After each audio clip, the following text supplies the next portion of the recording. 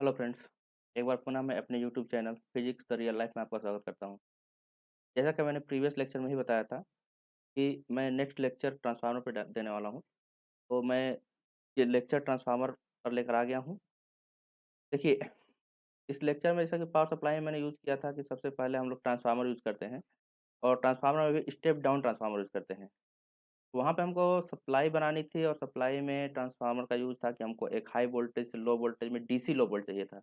Transformer लगाया, transformer के बाद अदर कंपोनेंट्स लगाए, ब्रिज रेक्टिफायर और filter, circuit, voltage regulator, etc लगाए थे। ठीक? यहाँ पे हम लोग बात करेंगे ट्रांसफार्मर के बारे में। ट्रांसफार्मर होता क्या है? कैसे काम करता है? ठीक? कंपोनेंट्स क्या-क्या होते हैं? एक्चुअल में इसका यूजेज़ कहाँ है रियल लाइफ़ में? ये सारी चीज़ें हैं। देखिए, ट्रांसफार्मर एक पैसिव कंपोनेंट्स होता है या कह सकते हैं कि एक ऐसा इलेक्ट्रॉनिक डिवाइस है जो कि किसी भी हाई वोल्टेज को लो वोल्टेज में या लो वोल्टेज को हाई वोल्टेज में कन्वर्ट करने के काम आता है। ठीक? या फिर कह सकते हैं एक तरह से, जैसे कि मैंने डेफिनेशन में लिख रखा है कि ये इलेक्ट्रिकल एनर्जी को ट्रांसफ़र करने का काम आता है। इलेक्ट्रिकल एनर्जी को ट्रांसफ़र करने का मतलब कहीं पर भी कोई एनर्जी हमको मिल रही है, एक जगह से दूसरे जगह पे हमको ट्रांसफ़र करना है, तो हम इसमें ट्रांसफ़ार्मर का यूज़ करेंगे। अब ट्रांसफ़ार्मर का ही यूज़ क्यों करेंगे? हम उसको डायरेक्टली वायर के थ्रू भी ट्रांसफ़र कर सकते थे। लेकिन होता क्या है कि कुछ सोर्सेस होते हैं, जो वोल्टेज सोर्सेस होते हैं, यानी कि कहीं पे हमको अधिक वोल्टेज की रिक्वायरमेंट होती है। कुछ सोर्सेस होते हैं करंट सोर्सेस, जहाँ पे कि हमको कहीं पे बहुत ज़्यादा करंट की रिक्वायरमेंट होती है। वोल्टेज कम हो, करंट हाई हो, ऐसी डिमांड होती है हमारी। या कई जगहों पे ऐसा होता है कि करंट कम हो, वोल्टेज हाई हो। तो अब इन सब डिमांड्स को कैसे पूरी किया जाए? इन सब के लिए ट्रांसफ़ार्मर सबसे सूटेबल apparatus है। इस ट्रांसफ़ार्मर के थ्रू हम लोग इन सारे ये कामों को बड़े आसानी से कर सकते हैं। हम जहाँ पे चाहें पावर सेम ट्रांसफ़र होगी, ये ध्यान रखिएगा। जितनी पावर हम इनपुट पे देंगे, उतना ही पावर आउटपुट सेक्शन पे ट्रांसफ़र होता है। यहाँ पे हम लोग वोल्टेज को कम या ज़्यादा कर सकते हैं, करंट को कम या ज़्यादा कर सकते हैं। ठीक? अब एक चीज़ ध्यान रखिएगा, यहाँ पे मैंने एक चीज़ लिख रखा है पैसिव कंपोनेंट्स। तो पैसिव कंपोनेंट्स इलेक्ट्रॉनिक्स में ऐसे कंपोनेंट्स होते हैं, इलेक्ट्रिकल और इलेक्ट्रॉनिक्स में, जो कि वोल्टेज और करंट के चेंज होने के साथ अपनी प्रॉपर्टी चेंज ना करें। बहुत सारे कंपोनेंट्स ऐसे भी हैं, जो कि वोल्टेज और करंट के चेंज होने के साथ अपनी प्रॉपर्टी ही चेंज कर देते हैं। जैसे उसको हम लोग एक्टिव कंपोनेंट्स बोलते हैं। लेकिन यहाँ पे ट्रांसफार्मर पैसिव कंपोनेंट है, मतलब वोल्टेज और करंट के चेंज होने से इसकी प्रॉपर्टी में कोई परिवर्तन नहीं होगा या कोई चेंज नहीं आएगा। ये अपनी प्रॉपर्टी को हमेशा सेम रखेगा। ठीक? इसी चीज़ को नीचे हिंदी में लिखा गया है, इसकी डेफिनिशन को। ट्रांसफार्मर जो होता है वो एक मशीन है जिसे चलाने के लिए या जिसमें चलने या घूमने वाला कोई यंत्र नहीं होता। लेकिन ये किसी भी एक सर्किट की एनर्जी को दूसरे सर्किट में ट्रांसफ़र करता है और ट्रांसफ़र करने के लिए ये जो फिनोमेना का यूज़ करता है, विद्युत प्रेरण है। विद्युत प्रेरण के द्वारा ही क्या करता है कि ट्रांसफ़र करता है एक दूसरे। दूसरी चीज़, अगर कोई पावर है जो अल्टरनेटिंग करंट के फॉर्म में है या अल्टरनेटिंग वोल्टेज के फॉर्म में है, तो उसका कुछ ना कुछ फ्रीक्वेंसी होगा। अब जब फ्रीक्वेंसी होगा तो ये ट्रांसफ़ार्मर उस फ्रीक्वेंसी को चेंज नहीं करता, ये भी ध्यान रखिएगा कि कुछ जो भी फ्रीक्वेंसी होगा उस फ्रीक्वेंसी को चेंज नहीं करेगा। मतलब पावर की जो भी फ्रीक्वेंसी हमारे इनपुट पे दी गई होगी, वही फ्रीक्वेंसी आउटपुट मिलेगी। एक चीज़ और ध्यान रखिएगा इसमें, ट्रांसफ़ार्मर हमारा डायरेक्ट करंट में काम ही नहीं करता, ठीक? डीसी पर हमारा ट्रांसफ़ार्मर काम नहीं करता। ट्रांसफ़ार्मर तभी काम करेगा जब अल्टरनेटिंग करंट हो, और अल्टरनेटिंग करंट होने का सबसे बड़ा रीज़न ये है कि जब हमारा विद्युत प्रेरण तभी होता है, जब कहीं पे करंट चेंज हो रही हो। करंट में पर वेरिएशन हो रहा हो, तभी हमारी विद्युत प्रेरण की घटना होती है या इंडक्टेंस की घटना होती है, कह सकते हैं। यहाँ पे इंडक्टेंस के लिए ज़रूरी है कि हमारा करंट में कुछ न कुछ वेरिएशन हो, वोल्टेज में वेरिएशन हो, तभी हमारा इंडक्टेंस होगा। इसलिए कि हमारा डीसी जो है, इस पे काम नहीं करता। डीसी में हमारे करंट और वोल्टेज में कोई वेरिएशन नहीं होता है, कंटीन्यूअस करंट होती है। इसीलिए डीसी पे ट्रांसफ़ार्मर हमारा काम नहीं करता। हाँ, कुछ जगहों पे यूज़ करेंगे, जैसे कि हम लोग बेसिक सेकेंड ईयर के लैब में या फिर कहीं जगह पे म्यूचुअल इंडक्टेंस नामना के थ्रू म्यूचुअल इंडक्टेंस निकालते हैं 2 कॉइल्स के बीच, तो वहाँ पे डीसी करंट का यूज़ किया जाता है, तो लोग कन्फ्यूज़ होता है कि इसमें डीसी कैसा यूज़ कर रहे हैं। तो होता क्या है कि वहाँ पे डीसी कुछ शॉर्ट टाइम पीरियड के लिए दी जाती है, यानी कि जैसे ही डीसी को कनेक्ट करते हैं, तो वहाँ करंट इंक्रीज़ करती है। उस इंक्रीमेंट के दौरान हमको कुछ डिफ्लेक्शंस मिल जाते हैं। उसके बाद फिर कांस्टेंट हो जाएगा करंट, वहाँ पे डिफ्लेक्शन नहीं मिलेगा। उसके बाद जैसे ही हम करंट को कम करेंगे या करंट को कट करेंगे, तो कट करने के पश्चात तुरंत वहाँ पे क्या होगा, करंट फिर से डिक्रीज़ करेगी, और जब डिक्रीज़ करती है तो डिक्रीमेंट के दौरान अगेन एक बार हमको डिफ्लेक्शन मिलेगा, ठीक? तो वहाँ पे एक्चुअल में जब करंट में इंक्रीमेंट या डिक्रीमेंट होता है, तभी हमारा ट्रांसफ़ार्मर काम करता है। बाकी अदर टाइम्स में फिक्स करंट में ट्रांसफ़ार्मर काम नहीं करेगा, ठीक? अब नीचे देख पा रहे होंगे कुछ ट्रांसफ़ार्मर्स ले रखे हैं हमने, जो कि बहुत जगहों पे यूज़ होते हैं। जैसे देखिए, ये हमारा पावर ट्रांसफ़ार्मर है, जो कि घरों में सप्लाई देने के लिए यूज़ किया जाता है। जनरली ये जो हमारा पावर स्टेशन से पावर आता है, उसको किसी घर घर में या किसी भी मोहल्ले में सप्लाई देनी होती है, इस ट्रांसफ़ार्मर का यूज़ किया जाता है। दूसरा जो ट्रांसफ़ार्मर है, जनरली हम लोग लैबोरेटरीज़ में यूज़ करते हैं। तीसरा है, ये भी लैबोरेटरीज़ में यूज़ की जाती है। अब देखिए इन ट्रांसफ़ार्मर में डिफ़रेंस क्या है? ये हमारा आयरन कोर ट्रांसफ़ार्मर है, ठीक? और ये 12 वोल्ट का ट्रांसफ़ार्मर है, 12012 लिखा हुआ है, इसके बारे में भी आगे बताते हैं। तो ये जो ट्रांसफ़ार्मर है, इसमें 2 इनपुट है, 3 आउटपुट है और ये जनरली लैब में यूज़ किया जाता है स्टेप हाई वोल्टेज को स्टेप लो वोल्टेज में कन्वर्ट करने के लिए, ठीक? अब चूँकि साइज़ मैटर करता है किसी भी इलेक्ट्रॉनिक कंपोनेंट का, इस साइज़ में बड़ा होता है थोड़ा-सा।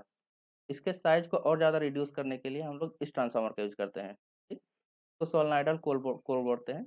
ये आयरन कोर होता है, ये सोलेनोइडल शेप में इसका कोर होता है इसलिए इसको सोलेनोइडल के कोर बोलते हैं हम लोग या टोरॉइडल कोर भी बोला जाता है कुछ जगहों पे, ठीक? तो टोरॉइडल कोर ट्रांसफ़ार्मर भी इसको बोलते हैं।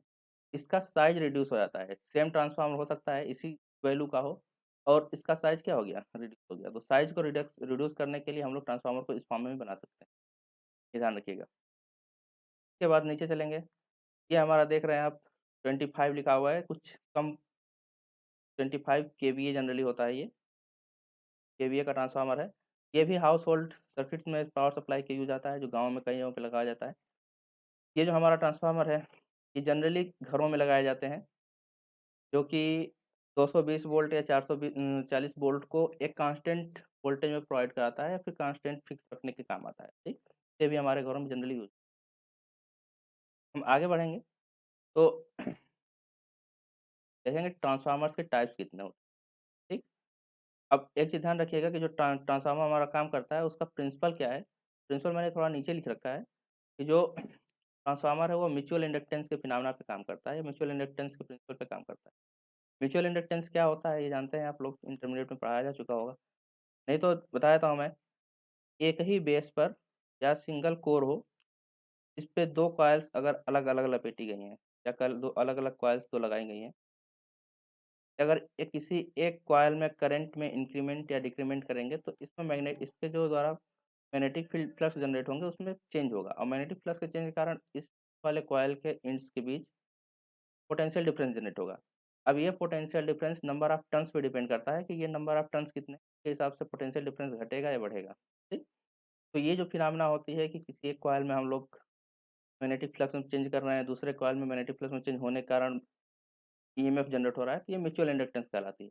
अब इसमें 2 कॉइल्स सुटेबल पोज़ीशन में रखी हों और उनमें एक में मैग्नेटिक फ्लक्स में चेंज होने के कारण दूसरा मैग्नेटिक फ्लक्स में चेंज हो रहा हो, वहाँ म्यूचुअल इंडक्टेंस की फिनोमेना होगी। अब ये मैटर नहीं करता है कि हमारी जो कॉइल्स हैं ऐसे ही रखी जाएँ, हमारे कॉइल्स के रखने का तरीका ये भी हो सकता है कि मैंने जैसे एक कॉइल ये रखा, जस्ट इसके सामने मैंने दूसरा कॉइल रख लिया, इस पे मैं सप्लाई दूँगा इनपुट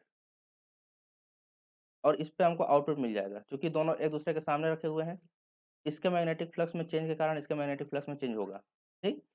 यहाँ पर भी बिना हम लोग किसी कोर के, यहाँ पे जैसे मैंने कोई का कोर यूज़ नहीं किया, तो इसको एयर कोर ट्रांसफार्मर बोल देंगे। और यहाँ पे हमारा मैग्नेटिक फ्लक्स के चेंज के कारण क्या होगा? म्यूचुअल इंडक्टेंस होगा और म्यूचुअल इंडक्टेंस के कारण यहाँ पे आउटपुट हमको ये भी ध्यान रखिएगा कि उसका रखने का तरीका कुछ भी हो सकता है। तो जैसा मैंने अभी ऊपर दिखाया टोरॉइडल ट्रांसफार्मर, तो टोरॉइड के फॉर्म में रख लिया, वैसे भी रख सकते हैं, ठीक? तो ये चीज़ है। ये म्यूचुअल इंडक्टेंस के फिनोमेना पे ट्रांसफार्मर हमारा काम करेगा, ठीक? अब टाइप्स ऑफ ट्रांसफार्मर की बात करते हैं। हमारे ट्रांसफार्मर कितने टाइप के हो सकते हैं? तो देखिए किसी भी चीज़ को कैटेगराइज़ करने के लिए कई सारे बेसिस हो सकते हैं। तो ट्रांसफार्मर्स को भी कैटेगराइज़ करने के लिए जनरली 2 बेसिस का मैंने यूज़ किया है, और भी बेसिस हैं जिसके बेसिस पे हम लोग ट्रांसफार्मर को कैटेगराइज़ कर सकते हैं। देखिए पहला जो है ये वोल्टेज लेवल के बेसिस लिए गए हैं। वोल्टेज लेवल के बेसिस पे क्या होता है कि हमारा ट्रांसफार्मर 3 तरह का होता है। एक स्टेप अप ट्रांसफार्मर होता है, जो कि लो वोल्टेज को हाई वोल्टेज में कन्वर्ट करता है। दूसरा स्टेप डाउन ट्रांसफार्मर होता है, जो कि हाई वोल्टेज को लो वोल्टेज में कन्वर्ट करेगा। एक होता है आइसोलेशन ट्रांसफार्मर। आइसोलेशन ट्रांसफार्मर में जितना वोल्टेज इनपुट पे दिया जाता है, उतना ही वोल्टेज आउटपुट में मिलता है। अब कहेंगे कि इसमें फ़ायदा क्या है? तो इसका भी कुछ फ़ायदे हैं, कुछ जगहों पे यूज़ किया जाता है। तो देखिए अभी मैं एक-एक करके डिस्कस कर लेता हूँ। जैसा कि मैंने बताया स्टेप अप ट्रांसफार्मर, तो अभी मैं नीचे चलूँगा तो स्टेप अप के बारे में बताता हूँ, स्टेप डाउन के बारे में बताता हूँ और आइसोलेशन ट्रांसफार्मर के बारे में भी डिस्कस करूँगा। लेकिन थोड़ा-सा बीच में और देख लेता हूँ कि इसके कैटेगराइज़ेशन का जो दूसरा बेसिस है वो कैटेगराइज़ेशन का जो दूसरा बेसिस है, इसमें आप देखेंगे कि कोर के मटेरियल के बेसिस पे भी इसको कैटेगराइज़ किया जाता है, ठीक? तो देखिए यहाँ पे, जो पहला है हमारा आयरन कोर ट्रांसफार्मर, जैसे मैंने अभी बताया ऊपर, जो हमारा ट्रांसफार्मर है वो आयरन कोर ट्रांसफार्मर है। तो अगर हमारे बीच की कोर आयरन की बनी हुई है, शाफ्ट आयरन की, तो उसको हम लोग आयरन कोर ट्रांसफार्मर बोलते हैं। सेकंड होता है ferrite core, shaft iron core में लॉसेस ज़्यादा होती हैं, इसलिए उसको चेंज किया गया किससे? फेराइट से। ये फेराइट कोर ट्रांसफार्मर बोला जाता है। उसके बाद फिर आता है टोरॉइडल कोर, अभी मैंने दिखाया पीछे टोरॉइडल कोर ट्रांसफार्मर, साइज़ को रिड्यूस करने के लिए टोरॉइडल कोर का यूज़ किया जाता है, टोरॉइडल शेप के कोर्स का, ठीक। चौथा है एयर कोर ट्रांसफार्मर, मतलब कि अगर 2 कॉइल्स के बीच में कोई कोर ही यूज़ ना की गई हो, एयर हो, तो बोलेंगे हम लोग एयर कोर ट्रांसफार्मर, ठीक। ये दूसरा बेसिस था, कोर के मटेरियल के बेसिस पे भी हम लोग ट्रांसफार्मर को कैटेगराइज़ कर देते हैं। जनरली जब आप लोगों से वाइवा में क्वेश्चन पूछा जाता है या कभी पूछा कहीं बाहर में इंटरव्यू में पूछा जाता है, तो या तो व्यक्ति बताएगा कि हाँ, हम मटेरियल्स के बेसिस पे पूछ रहे हैं, कोर के मटेरियल्स के बेसिस पे या वोल्टेज के बेसिस पे। अगर कोई नहीं बताता है तो आपको सिर्फ़ और सिर्फ़ वोल्टेज के बेसिस पे डिस्कशन करना है। वोल्टेज के बेसिस पे ही मोस्टली बुक्स में दिया जाता है, मोस्टली जगहों पे जो डिस्कस होता है वोल्टेज के बेसिस पे ही होता है। ठीक? आपको डिस्कशन कहाँ करना है? वोल्टेज के बेसिस पे, कि वोल्टेज के बेसिस पे हमारे ट्रांसफार्मर्स कितने टाइप के होते हैं। ठीक? अब देखिए, जैसा कि मैंने ऊपर बताया तो उसी के हिसाब से 3 ट्रांसफार्मर्स होते हैं, step up transformer, step down transformer और आइसोलेशन। ठीक? यहाँ पे लिखा हुआ है। तो सबसे पहले देखते हैं स्टेप अप ट्रांसफार्मर क्या होता है। ठीक? अब देखिए इसमें स्टेप अप ट्रांसफार्मर एक ऐसा ट्रांसफार्मर होता है जो कि लो वोल्टेज को हाई वोल्टेज में चेंज करता है, ठीक? अब यहाँ पे प्राइमरी लो वोल्टेज लिखा हुआ है, सेकेंडरी हाई वोल्टेज लिखा हुआ है। जनरली होता क्या है कि जिस कॉइल पे हम लोग इनपुट देते हैं, उसको प्राइमरी कॉइल बोल देते हैं और जिस कॉइल से आउटपुट लेते हैं, उसको हम लोग सेकेंडरी कॉइल बोल देते हैं, ठीक? हम लोग किसी भी कॉइल पे इनपुट दे सकते हैं, किसी भी कॉइल पे आउटपुट ले सकते हैं। बट एक तरीका होता है कि हाँ, हम किसको प्राइमरी बोलेंगे, किसको सेकेंडरी बोलेंगे। जिस पर हम लोग इनपुट देंगे उसको प्राइमरी बोलते हैं, जिस पर आउटपुट देंगे उसको जिससे आउटपुट लेंगे उसको सेकेंडरी बोल देंगे, ठीक? अब ये तो पता चल गया कि प्राइमरी कॉइल्स कौन होगी, सेकेंडरी कॉइल कौन होगी। ये भी पता चल गया कि ये क्या करेगा, अपने लो वोल्टेज को हाई वोल्टेज में कन्वर्ट करेगा, ठीक? अब इसको पहचानेंगे कैसे, कि ये कौन-सा ट्रांसफार्मर है? यहाँ देखिए, अगर प्राइमरी कॉइल में नंबर ऑफ टर्न्स कम है, जैसे यहाँ पे देख रहे हैं आप 5 टर्न्स है और सेकेंडरी कॉइल्स में नंबर ऑफ टर्न्स ज़्यादा आया, 20 टर्न्स दिए गए हैं, तो ये हमारा स्टेप अप ट्रांसफार्मर होगा, ठीक? सर्किट सिंबल जब हम लोग बनाते हैं तो उसका सर्किट सिंबल इस तरह से बनाया जाता है। ये मैंने ट्रांसफार्मर एक लिए रखा था बताने के लिए, ठीक? सर्किट सिंबल की जब बात करेंगे तो सर्किट सिंबल ये होता है, ठीक? ध्यान रखिएगा, प्राइमरी में नंबर ऑफ टर्न्स हमेशा कम रहेंगे, सेकेंडरी में नंबर ऑफ टर्न्स ज़्यादा रहेंगे, ठीक? ये जो बीच में बना हुआ है, इसको हम लोग कोर बोलते हैं। कोर किसी भी मटेरियल का हो सकता है, on the basis of performance कोई भी मटेरियल चूज़ कर सकते हैं, ठीक? जनरली जो हम लोग यूज़ करते हैं वो आयरन कोर ट्रांसफार्मर्स यूज़ करते हैं, ठीक? कुछ जगहों पे एयर कोर ट्रांसफार्मर्स भी यूज़ किए जाते हैं, लेकिन मोस्टली जो ट्रांसफार्मर्स हैं, वो आयरन कोर ट्रांसफार्मर यूज़ करते हैं हम, ठीक? अब यहाँ पे एक चीज़ ध्यान दीजिए कि यहाँ पे हमारा जो वोल्टेज दिया जा रहा है, ये 100 वोल्ट दिया गया है और करंट जो थी 10 एम्पीयर की थी, ठीक? और मैंने बता रखा है कि पावर जो होता है, ई आई के बराबर होता है, यानी कि वोल्टेज इंटू करंट, ये पावर होता है। अगर आप इन दोनों का मल्टीप्लाई करेंगे तो देखेंगे कि जो पावर आएगा वो 1000 वाट आएगा, 1000 वाट के बराबर, ठीक? तो आप देख पा रहे हैं कि यहाँ पे 1000 वाट की सप्लाई दी गई है। अब यहाँ सेकेंडरी कॉइल पे जो आउटपुट मिल रहा है, वो 400 वोल्ट का मिल रहा है और करंट जो मिल रही है वो 2.5 एम्पीयर की मिल रही है, ठीक? तो यहाँ पर भी इन दोनों को मल्टीप्लाई कीजिए, इन दोनों का मल्टीप्लाई करेंगे तो ये 1000 वाट के बराबर आएगा। यानी कि जो पावर हमने इनपुट पे दिया, सेम पावर आउटपुट पे ट्रांसफर हो रहा है। खैर, हर एक ट्रांसफार्मर 100% एफिशिएंट नहीं होता कि 1000 वाट हम इनपुट दें तो 1000 वाट आउटपुट मिल जाए, क्योंकि कुछ भी लॉसेस होती है, अभी आगे डिस्कस करेंगे। हाँ, लेकिन आइडियल केस में जब हम बात करते हैं तो यहाँ पे जो इनपुट पावर दिया जाता है, वही पावर हमको आउटपुट में मिलना है, ठीक? दूसरी बात, जब हमारा वोल्टेज बढ़ रहा होगा, तो ध्यान रखिएगा कि स्टेप अप ट्रांसफार्मर में जब हमारा वोल्टेज बढ़ेगा, उस समय करंट हमेशा कम होगी, ठीक? और अगर करंट बढ़ रही होगी, तो मतलब वोल्टेज कम होगा, वो स्टेप डाउन ट्रांसफार्मर होगा। तो एक दूसरा बेसिस ये भी हो सकता है कि आप करंट और वोल्टेज की वैल्यू चेक करके बता सकते हैं कि हमारा ट्रांसफार्मर किस टाइप का है, ठीक? यहाँ पे ध्यान रखिएगा कि देखिए हमारा जब करंट ज़्यादा था, तो हाँ वोल्टेज कम थी, ठीक? और जब हमने वोल्टेज को बढ़ाया तो करंट ऑटोमेटिक क्या हो गया? कम हो गया। ये भी देख सकते हैं आप लोग, यहाँ पे नंबर ऑफ टर्न्स भी इंक्रीमेंट और डिक्रीमेंट हुआ रहा है। यहाँ पे नंबर ऑफ टर्न्स 5 थे, यहाँ पे नंबर ऑफ टर्न्स एक चीज़ और होता है इसमें, जहाँ नंबर ऑफ टर्न्स कम होते हैं, वहाँ पे हम लोग जनरली मोटे वायर का यूज़ करते हैं, ठीक? जहाँ पे नंबर ऑफ टर्न्स कम होंगे वहाँ पे मोटे वायर का यूज़ करेंगे, जहाँ पे नंबर ऑफ टर्न्स ज़्यादा होंगे वहाँ पतले वायर का यूज़ करते हैं, ठीक? अब ऐसा होता क्यों है? तो अगर हमारा ये जो वायर है, अगर इसको पतला कर दिया जाए, तो इसका रेजिस्टेंस बहुत हाई हो जाएगा और चूँकि यहाँ पे करंट ज़्यादा है, इतनी ज़्यादा करंट हाई रेजिस्टेंस के थ्रू पास नहीं कर पाएगी, ठीक? इसलिए हम लोगों को करना क्या होता है, रेजिस्टेंस का एक फार्मूला आप लोग पढ़े होंगे, R is equals to rho L upon A। अब देखिए यहाँ पे रेजिस्टेंस को कम करने का 2 ही तरीका है, या तो लेंथ को बहुत कम कर दिया जाए। अब लेंथ कम करने का मतलब होगा कि इसमें नंबर ऑफ टर्न्स कम हो जाएँगे, लेकिन नंबर ऑफ टर्न्स को हम कम नहीं कर सकते, ठीक? मटेरियल को चेंज किया जाए, तो मटेरियल में जनरली हम लोग कॉपर का यूज़ करते हैं, एल्यूमीनियम का यूज़ हो सकता है, क कुछ जगहों पे किया जाता है, लेकिन जनरली हम लोग कॉपर का यूज़ करते हैं, ठीक? मटेरियल भी चेंज नहीं कर सकते। अब हम लोग चेंज कर सकते हैं सिर्फ़ और सिर्फ़ एरिया ऑफ क्रॉस सेक्शन को। एरिया ऑफ क्रॉस सेक्शन क्या है? जो वायर यूज़ कर रहे हैं, उसके सामने का एरिया, जहाँ से वायर कट किया गया, उस कट कट वाले पोर्शन का एरिया कितना है? अगर एरिया ऑफ क्रॉस सेक्शन को हम लोग चेंज कर दें, तो हम लोग का रेजिस्टेंस अब यहाँ पे एरिया ऑफ क्रॉस सेक्शन को चेंज करने का मतलब क्या है? अगर हमारा वायर सिलिंड्रिकल शेप का है, तो जो एरिया होगा सामने का, वो पाई आर स्क्वायर के बराबर होगा। अगर यहाँ पाई कांस्टेंट है, आर स्क्वायर को हम लोग चेंज कर सकते हैं, आर की वैल्यू को, ठीक? अब आर की वैल्यू को अगर हम लोग बढ़ा दें, ये स्मॉल आर की वैल्यू को बढ़ाएँगे, कैपिटल आर रेजिस्टेंस की वैल्यू अपने आप इंक्रीज़ कर जाएगी, ठीक? अगर इसको घटाएँगे तो ये इंक्रीज़ करेगी, ध्यान रखिएगा। अगर हम लोग आर की वैल्यू घटाएँगे, कैपिटल आर की वैल्यू इंक्रीज़ करेगी, तो हमको इंक्रीज़ नहीं करना है, हमको डिक्रीज़ करना है, क्योंकि रेजिस्टेंस जितना कम होगा, उतनी हाई करंट यहाँ से फ्लो करा सकते हैं, ठीक?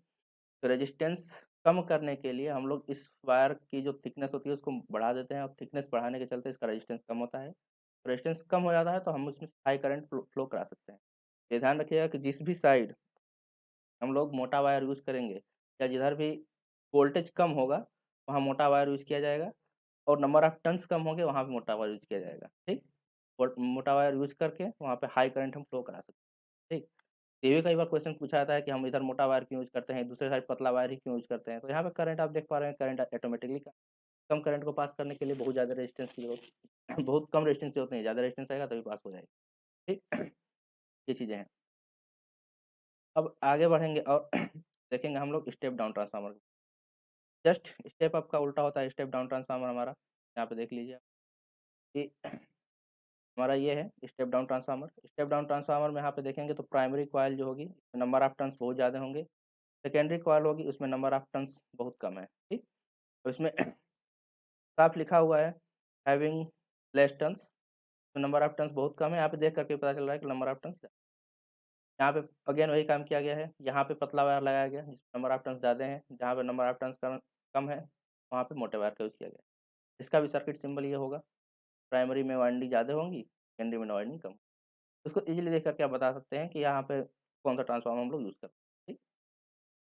अब देखिए आगे एक ट्रांसफार्मर और मैंने बात किया था, तीसरा वाला आइसोलेशन ट्रांसफार्मर। आइसोलेशन ट्रांसफार्मर मैंने इसमें लिया नहीं है, लेकिन आइसोलेशन ट्रांसफार्मर का यूज़ कहाँ किया था बता देता हूँ। कई बार सर्किट्स ऐसी होती हैं, जैसे कि मेरा कोई इनपुट सेक्शन से सर्किट है और डायरेक्टली आउटपुट सेक्शन पे कनेक्टेड है। यहाँ कुछ आउटपुट सेक्शन पे कनेक्टेड है, हमारा इनपुट हो गया या आउटपुट हो गया। कई बार ऐसा होता है कि आउटपुट की करंट रिवर्स जाती है, तो हमारे इनपुट सेक्शन को इफ़ेक्ट करती है, ठीक? तो वैसे कंडीशन में हम लोग चाहते हैं कि हम लोगों की जो आउटपुट वाली करंट है वो इनपुट पे जाए ही ना, ठीक? तो बीच में हमको आइसोलेशन प्रोवाइड करना होता है। इसी तरह से हम लोग इन दोनों सेक्शंस को अलग कर दें, तो हमारी करंट पीछे नहीं जाएगी। अब इसके लिए करते क्या है कि आइसोलेशन ट्रांसफार्मर का यूज़ कर लेंगे। अब आइसोलेशन ट्रांसफार्मर में होगा क्या, एक कॉइल हमारी इधर रहती है, दूसरी कॉइल इधर रहेगी, दोनों में नंबर ऑफ टर्न्स सेम रहेंगे, ध्यान रखिएगा। एक कॉइल पहली वाली कॉइल इधर है, दूसरी वाली कॉइल इधर है, दोनों में नंबर ऑफ टर्न्स सेम है। अब इसमें जब हम लोग करंट या वोल्टेज में इंक्रीमेंट और डिक्रीमेंट करेंगे, तो यहाँ करंट और वोल्टेज में इंक्रीमेंट और डिक्रीमेंट होगा। लेकिन ये इस कॉइल के थ्रू करंट कभी रिवर्स नहीं जाएगी, ये करंट यहाँ से इधर चली जाएगी, लेकिन इसमें नहीं जाएगी। यहाँ पे देख पा रहे हो कि एक आइसोलेशन क्रिएट हो गया। यहाँ पे एक आइसोलेशन क्रिएट हो रहा है जो कि आउटपुट सेक्शन के करंट को किसी भी हालत में इनपुट सेक्शन पे नहीं, तो यहाँ पर भी ऐसा होता है कि आउटपुट सेक्शन की करंट इनपुट सेक्शन में जाकर के इफेक्ट कर सकती है या प्रॉब्लम क्रिएट कर सकती है। वहाँ पे हम लोग आइसोलेशन ट्रांसफार्मर का यूज़ करते हैं। वो ना तो वोल्टेज को घटाएगा, ना वोल्टेज को बढ़ाएगा, ना ही करंट को इंक्रीज डिक्रीज करेगा। वो सिर्फ और सिर्फ बीच में एक आइसोलेशन प्रोवाइड कराता है कि आउटपुट की करंट इनपुट पे ना जाने, ठीक? ये चीज़ होती है। तो आइसोलेशन ट्रांसफार्मर्स का भी कई जगहों पे यूज़ किया जाता है, ये ध्यान रखिएगा। नीचे मैंने लिख रखा है ये एक फार्मूला, जो पावर होती है वो सेम ट्रांसफॉर्म होती है V और I के बराबर, और इसी चीज़ को हम लोग जैसे दिखा सकते हैं V1 I1, यानी कि एक फर्स्ट कोर के सॉरी फर्स्ट वाइंडिंग के अक्रॉस वोल्टेज जो होगा और उसमें जो करंट होगी, इन दोनों का मल्टीपल हमेशा सेकेंड के अक्रॉस वोल्टेज और करंट के मल्टीपल के बराबर होगा, ठीक? ये भी आप समझ पा रहे होंगे कि पावर सेम ट्रांसफर हो रहा है, तो या इस इजीली हम इसे लिख पा रहे होंगे, ठीक? अब देखिए आगे मैंने रिलेशन लिख रखा है, प्राइमरी और सेकेंडरी कॉइल्स में वोल्टेज, नंबर ऑफ टर्न्स और करंट में रिलेशन क्या होता है, ठीक? ये देखिए, पहले तो हमारा ये रिलेशन देखिए आप, प्राइमरी और सेकेंडरी कॉइल में हमारा अगर वोल्टेज V2 है और नंबर ऑफ टर्न्स N2 है, तो सेकेंडरी में ये है तो प्राइमरी में ये होगा, ठीक है? और ये रिलेशन होता है। यहाँ V2/V1 = N2/N1 हम लिख सकते हैं, यहाँ से आप लोग निकाल सकते हैं। या आपको अगर कहीं पे ट्रांसफार्मर बनाना हो तो इससे आप कैलकुलेट भी कर सकते हैं कि हमारे प्राइमरी में नंबर ऑफ टर्न्स कितने होने चाहिए, सेकेंडरी में नंबर ऑफ टर्न्स कितने होने चाहिए, कितने वोल्ट से कितने वोल्ट को हमको सप्लाई देना है, ये भी आप कैलकुलेट कर सकते हैं। अगर नंबर ऑफ टर्न्स पता है तो आप ये भी कैलकुलेट कर पाएंगे कि आगे से जो इनपुट सेक्शन है उसका कितना वोल्टेज आउटपुट सेक्शन पे हमको मिलेगा, ठीक? दूसरी चीज़ यहीं से हम लोग कैलकुलेट कर सकते हैं कि हम लोगों का जो करंट है उसमें और वोल्टेज में, या करंट और नंबर ऑफ टर्न्स में क्या रिलेशन है। इस रिलेशन को ले लीजिए, करंट और वोल्टेज में चाहिए, रिलेशन को ले लीजिए, ऊपर मैंने लिख रखा था अभी, यहीं से लिखा हुआ है, ये रिलेशन ले लीजिए। और इसमें से जो N2/N1 है, जनरली इसको बुक्स में ट्रांसफॉर्मेशन रेशियो लिखाता है, लेकिन जब तीनों इक्वल हैं तो इन तीनों को ही हम लोग बोल सकते हैं क्या, ट्रांसफॉर्मेशन रेशियो, ठीक? आपसे एक क्वांटिटी पूछी जाती है कि ट्रांसफॉर्मेशन रेशियो क्या होता है। Transformation ratio number of turns का रेशियो होता है जनरली, कि नंबर सेकेंडरी बाइंडिंग में नंबर ऑफ टर्न्स कितने, प्राइमरी बाइंडिंग में नंबर ऑफ टर्न्स कितने, दोनों का रेशियो ले लें तो ये ट्रांसफॉर्मेशन रेशियो के बराबर होता है, ठीक? एक चीज़ और लास्ट में मैंने अभी बताया कि जो ट्रांसफार्मर्स होते हैं उनकी एफिशिएंसी 100% नहीं होती, क्योंकि कुछ लॉसेस होती हैं, ठीक? तो किसी भी ट्रांसफार्मर का एफिशिएंसी निकालने के लिए फार्मूला क्या होगा, ये एफिशिएंसी का फार्मूला है eta output power upon input power multiplied by 100%, ठीक? इससे आप लोग बता सकते हैं कि हमारा जो ट्रांसफार्मर है वो कितना एफिशिएंट है, यानी कि जो भी पावर इनपुट पे दिया गया उसका कितना परसेंट पावर हमको आउटपुट पे मिला, ठीक? तो जनरली जो हम लोग ट्रांसफार्मर्स यूज़ करते हैं उनका 90% से एबव 90% से लेकर 98% तक एफिशिएंसी होती है, बट 100% एफिशिएंसी किसी भी ट्रांसफार्मर की नहीं होती, ठीक? जो लो कास्ट होते हैं उनका 90% एफिशिएंसी होता है, जो बहुत बेटर परफॉर्मेंस वाले होता है 98% तक उनका एफिशिएंसी होता है, ठीक? 100% एफिशिएंसी किसी की नहीं आएगी, ठीक? तो आउटपुट पावर हमेशा आपकी क्या मिलेगी, इनपुट पावर से कुछ कम मिलेगी, ये ध्यान रखिएगा। इनपुट पावर से आउटपुट पावर हमेशा कुछ कम मिलेगी, कुछ क्योंकि कुछ ना कुछ लॉसेस, ठीक? अब इसके आगे बढ़ेंगे, इन लॉसेस में कौन-कौन से लॉसेस हो सकते हैं? जैसे मैंने बताया कि बहुत सारे लॉस हो रहे हैं, तो कौन-कौन से लॉस होते हैं जान लीजिए। तो पहला है कॉपर लॉस, ठीक? अब कॉपर लॉस क्या होता है? तो जनरली जो हम लोग वायर्स यूज़ करते हैं वाइंडिंग के लिए, तो कॉपर के वायर्स यूज़ किए जाते हैं। पहले बताया कि जनरली हम लोग कॉपर वायर यूज़ करेंगे। अब कॉपर वायर में जब करंट फ्लो करती है तो कुछ ना कुछ कॉपर वायर का रेजिस्टेंस होगा, और उसमें हीट के फॉर्म में कुछ एनर्जी लॉस हो जाएगी, ठीक? जो एनर्जी कॉपर में हीट के फॉर्म में लॉस हो रही है उसको हम लोग बोलते हैं कॉपर लॉस, ठीक? मतलब कुछ एनर्जी कॉपर के वायर में हीट के फॉर्म में रेजिस्टेंस के कारण, कॉपर वायर के रेजिस्टेंस के कारण हीट के फॉर्म में लॉस हो जाती है, जिसको हम लोग कॉपर लॉस बोलते हैं, ठीक? दूसरा होता है ईडी करंट लॉस। अब ईडी करंट्स क्या होती हैं? जनरली जब हम लोग ट्रांसफार्मर बनाते हैं तो कुछ ना कुछ कोई ना कोई कोर यूज़ किया जाएगा हमेशा, ठीक? जैसे आयरन कोर ही ले रहे हैं हम लोग, सॉफ्ट आयरन कोर। अब इस कोर में बार-बार मैग्नेटिक फ्लक्स में चेंजेज़ हो रहे हैं। अब मैग्नेटिक फ्लक्स में चेंज हो रहा है तो मैग्नेटिक फ्लक्स में चेंज होने के कारण जो कोर के अंदर एक करंट जनरेट होती है, जैसे जहाँ आप लोग पढ़े होंगे कहीं पर भी बार-बार मैग्नेटिक फ्लक्स में चेंज होता है और कोई मैग्नेटिक मटेरियल उसके अंदर रखा हुआ है, तो मैग्नेटिक मटेरियल के अंदर एक करंट फ्लो करने लगती है, ठीक? कोर के अंदर।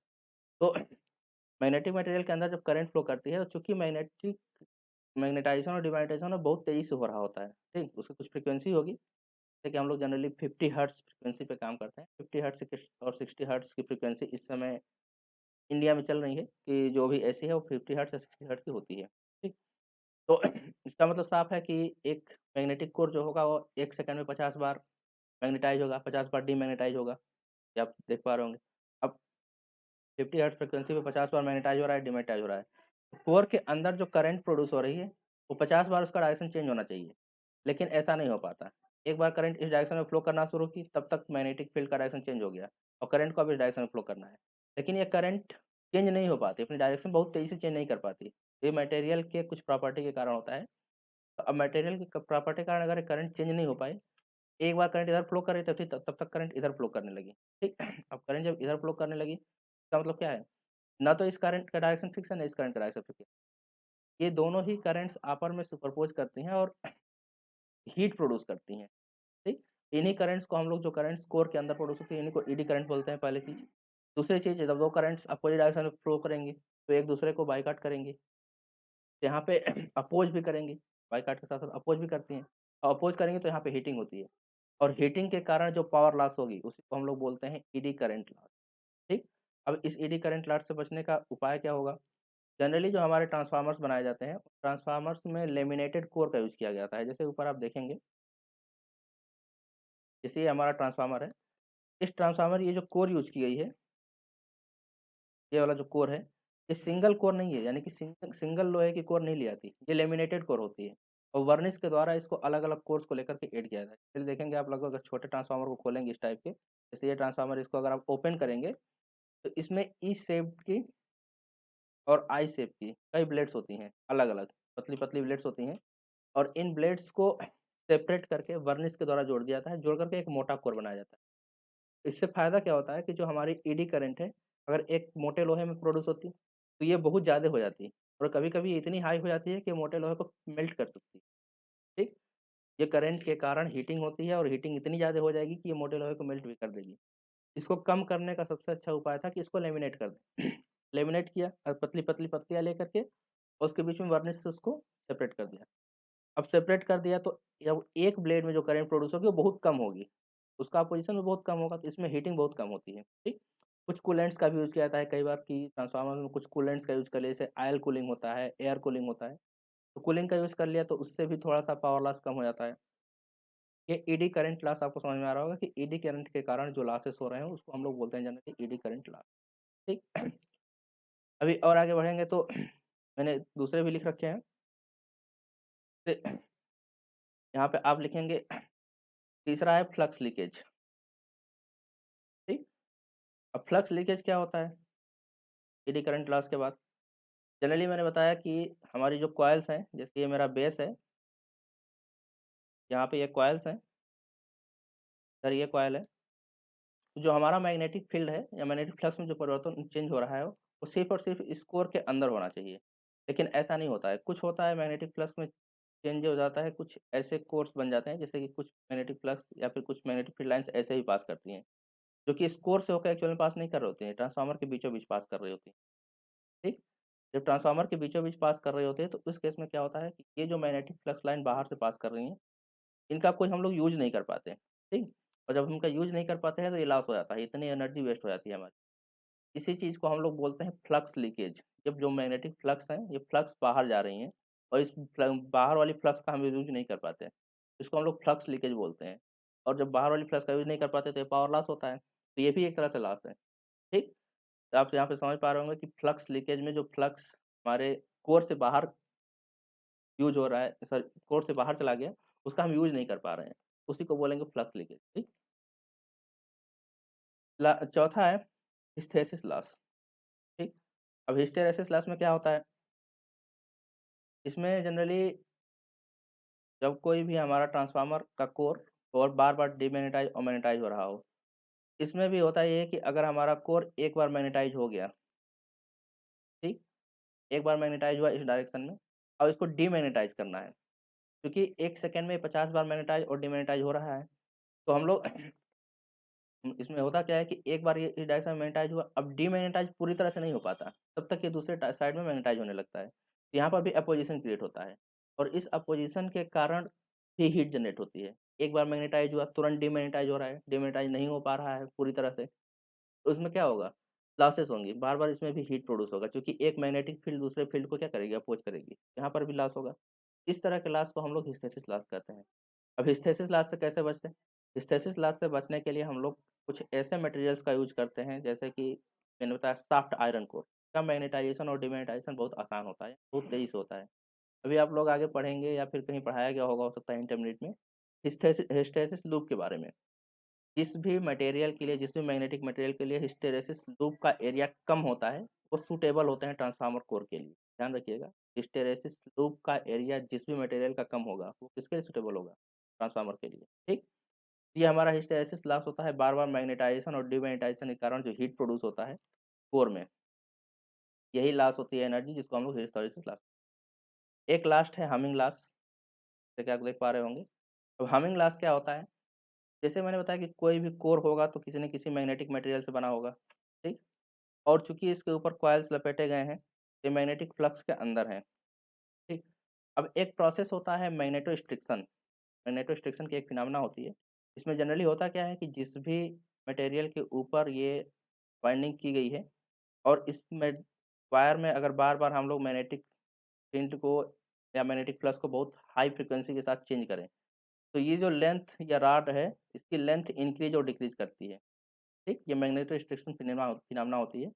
इस ले रॉड की लेंथ बार-बार इंक्रीज़ और डिक्रीज़ कर अब बार-बार लेंथ इंक्रीज़ या डिक्रीज़ कर रही है तो इसके कारण बहुत तेज़ी से साउंड प्रोड्यूस होता है। जैसे भी किसी भी ट्रांसफार्मर को आप देखेंगे तो उसके बगल में कुछ साउंड हमेशा प्रोड्यूस होता रहता है। तो जो ट्रांसफार्मर में साउंड प्रोड्यूस होता है क्यों होता है? तो उसका सबसे बड़ा रीज़न यही होता है कि मैग्नेटोस्ट्रिक्शन के कारण जो उसमें कोर्स लगे हुए हैं, उन कोर्स की साइज़ घट और बढ़ रही होती है। ठीक? अब कोर्स की साइज़ घटने बढ़ने के कारण एक साउंड प्रोड्यूस होती है और ये साउंड जो होती है इसी को हम लोग हमिंग साउंड बोलते हैं। हमिंग साउंड के कारण जो एनर्जी लॉस हो रही है उसको हम लोग हमिंग लॉस बोलते हैं, ठीक? जहाँ मैग्नेटोस्ट्रिक्शन फिनोमेना के कारण कोर्स में एक साउंड प्रोड्यूस हो जाता है, कोर्स के घटने और बढ़ने के चलते, तो हम लोग हमिंग साउंड बोलते हैं और इस साउंड के फॉर्म में जो एनर्जी लॉस होती है उसी को हम लोग क्या बोलते हैं? हमिंग लॉस, ठीक? ये सारे लॉसेस हैं जो ट्रांसफार्मर्स में होते हैं। हर एक लॉस को मिनिमाइज़ करने के कुछ तरीके हैं, जैसे कि हम लोग जो हीटिंग इफ़ेक्ट प्रोड्यूस होता है, तो हीटिंग इफ़ेक्ट को कम करने के लिए आयल्स का यूज़ कर लिया, ठीक? आयल कूलेंट्स का यूज़ कर लिया, ठीक? ईडी करंट लॉस को बचने के लिए हम लोग सेपरेट कोर्स का यूज़ कर लिए, ठीक? कॉपर लॉस से बचने के लिए कॉपर में हम लोग कॉपर के बजाय ऐसा कोई मटेरियल यूज़ कर सकते हैं जिसका रेजिस्टेंस बहुत कम हो, बट ऐसे मटेरियल्स थोड़े-से कॉस्टली होते हैं, जैसे कि सिल्वर का रेजिस्टेंस कॉपर से कई गुना कम होता है, लेकिन सिल्वर को हम यूज़ नहीं कर सकते क्योंकि बहुत कॉस्टली है, ठीक? तो ये कई सारी चीज़ें होती हैं, तो कॉपर हमारा सूटेबल पड़ता है, इसलिए हम कॉपर यूज़ करते हैं। ये कई सारे लॉस थे इसमें। इसके बाद जनरली जो हमारे लैब्स में ट्रांसफार्मर यूज़ होते हैं, इसके बारे में थोड़ा-सा बता दूँ। ये देखिए हमारा जो ट्रांसफार्मर है, ये जनरली लैब में यूज़ होता है। साफ लिखा हुआ है 230 वोल्ट 50 हर्ट्ज़। मैंने अभी बताया कि इंडियन एसी की जो फ्रीक्वेंसी वो 50 हर्ट्ज़ है, ठीक? भारत में जो क करंट यूज़ होती है अल्टरनेटिंग करंट उसकी फ्रीक्वेंसी 50 हर्ट्ज़ है। ये 220 वोल्ट का सप्लाई लेगा, ये जो 2 रेड वायर्स दिख रहे हैं, यहाँ से आप लोग इनपुट सप्लाई देंगे 220 वोल्ट और यहाँ पे आउटपुट जो मिलेगा आपको 12 वोल्ट एसी मिलेगा, इसमें करंट कितनी होगी? 3500 मिली एम्पीयर की करंट होगी, ठीक? 3500 मिली एम्पीयर की करंट इसमें। अब यहाँ पे आप देख पा रहे हो कि सिर्फ़ और सिर्फ़ 2 वायर्स आउटपुट पे हैं, तो यहाँ पे हम लोग सिर्फ़ और सिर्फ़ 12 वोल्ट फाइंड आउट कर सकते हैं, ठीक? इसमें एक दूसरा ट्रांसफ़ार्मर आता है, जो नीचे मैंने ले रखा है, ये ये है। इसमें आप देखेंगे तो इसमें 3 वायर्स आउटपुट पे दिख रहे होंगे। अब 3 वायर्स दिख रहे हैं तो इन 3 वायर्स का क्या काम है? यहाँ पे देखिए इनपुट में इसमें भी 220 वोल्ट है, ठीक? 2 रेड वायर्स लिखे हुए हैं, तो 220 वोल्ट इन पे हम लोग इनपुट देंगे। यहाँ पे 3 एम्पीयर ट्रांसफ़ार्मर लिखा है, यानी कि जो आउटपुट वोल्टेज होगा, उसमें करंट जो होगी वो 3 एम्पीयर की होगी, ठीक? आउटपुट सेक्शन पे जो करंट मिलेगी, वो हमको 3 एम्पीयर की मिलेगी। अब इसमें देखिए, यहाँ पे जो कोडिंग की गई है 12-0-12 की गई है, इसको हम लोग जनरली सेंट्रल टैप ट्रांसफ़ार्मर बोलते हैं। सेंटर में एक ग्राउंड कर दिया गया है, तो सेंटर वाला वायर एक ब्लैक कलर का एक ग्राउंडेड होता है और 2 जो हैं, एक पॉज़िटिव पारा देता है, एक नेगेटिव पारा देता है, ठीक? ये हमारा सेंट्रल टैप टाइप का ट्रांसफ़ार्मर है, इससे हम लोग या तो पॉज़िटिव 12 वोल्ट की सप्लाई बना सकते हैं या नेगेटिव 12 वोल्ट की सप्लाई बना सकते हैं। अगर इन 2 वायर्स का यूज़ करेंगे आप लोग तो पॉज़िटिव 12 वोल्ट हो जाएगा, इन 2 का यूज़ करेंगे तो नेगेटिव 12 वोल्ट हो जाएगा। अगर हम इस ब्लैक वायर को छोड़ दें पूरी तरह से, सिर्फ़ और सिर्फ़ इस येलो को लें और इस येलो को लें, तो ये दोनों मिलकर के 24 वोल्ट का पोटेंशियल डिफरेंस क्रिएट कर देंगे, ठीक? और जब 24 वोल्ट का पोटेंशियल डिफरेंस करेंट क्रिएट करेंगे तो यहाँ पे करंट की वैल्यू थोड़ी और घट जाएगी, यानी कि इसकी जस्ट आधी हो जाएगी। ये 12 वोल्ट के लिए 3 एम्पीयर की रेटिंग की गई है, ध्यान रखिएगा। 3 एम्पीयर की रेटिंग जो की गई है 12 वोल्ट के लिए की। 24 वोल्ट पे जब अब जाएँगे, यानी कि इन दोनों वायर्स का यूज़ करेंगे तो ये 3 एम्पीयर करंट ना दे करके 1.5 एम्पीयर की करंट देगी। ठीक? ये कुछ जनरल ट्रांसफार्मर्स थे जो हमारे लैब में यूज़ होते हैं। अभी इस ट्रांसफार्मर से रिलेटेड जहाँ तक उम्मीद है कि आपको सारी चीज़ें क्लियर हो गई होंगी। अगर किसी को अभी भी कोई कन्फ्यूजन है या कोई क्वेश्चन हो तो आप कमेंट सेक्शन में जाके, किसी का कोई सजेशन हो या किसी नेक्स्ट टॉपिक के पर आपको वीडियो चाहिए जो लेबोरेटरीज में यूज़ होती हैं इस साइंस से रिलेटेड या आपकी क्लासेस में यूज़ होते हैं, तो उस पे भी आप लोग कमेंट करके बता सकते हैं। तो वीडियो बनाने की पूरी कोशिश करूँगा। ठीक? अभी नेक्स्ट वीडियो जो मैं दूँगा वो रेजिस्टेंस पे होगा, क्योंकि रजिस्टर्स पर बहुत सारे लोगों को दिक्कत है कि रजिस्टर्स को हम लोग रीड कैसे करें, रजिस्टर्स होते कैसे हैं, कितने टाइप के होते हैं, रेजिस्टेंसेस में रेहोस्टेट आता है, उसका कैसे यूज़ करें, ये सब बहुत सारी प्रॉब्लम्स हैं। तो नेक्स्ट वीडियो में रेजिस्टेंस पे देने वाला हूँ। तो आज के लिए थैंक यू। नेक्स्ट वीडियो में मिलते हैं।